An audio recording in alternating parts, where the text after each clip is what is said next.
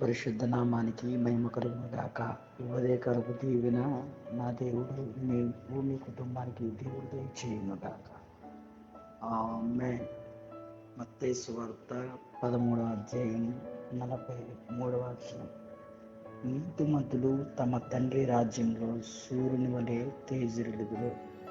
పరిశుద్ధాత్మ ఉదయకాల వేళ చక్కటి వాగ్దానం చేత బలపరుస్తున్నాడు.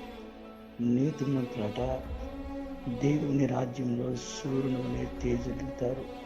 అంటే నువ్వు దేవుని రాజ్య వ్యాప్తి కొరకు కష్టపడుతూ దేవుని సన్నిధిలో చేస్తున్న భక్తిని బట్టి దేవుని నీతిమంతుడిగా తీర్చి తమ తండ్రి రాజ్యంలో సూర్యుని వలె ప్రకాశిస్తారని, సూర్యుని వలె తేజరిల్లుతారని దేవుడు చక్కటి వాగ్దానం చేత బలపరుస్తున్నాడు. నువ్వు చేస్తున్న భక్తి నీకు ధైర్యాన్ని, సంతోషాన్ని, ఆనందాన్ని కలుగు చేస్తున్నాయి. ఒక సేవకంగా కోరుకుంటున్నాను. దేవుని రాజ్యంలో తేజరిల్లాలంటే ఈ లోకంలో నీతిమంతుడిగా జీవించగలిగితే నా దేవుని కృప నిన్ను నీ కుటుంబాన్ని బలపరిచి ఆయన రాజ్యానికి సిద్ధపరచును.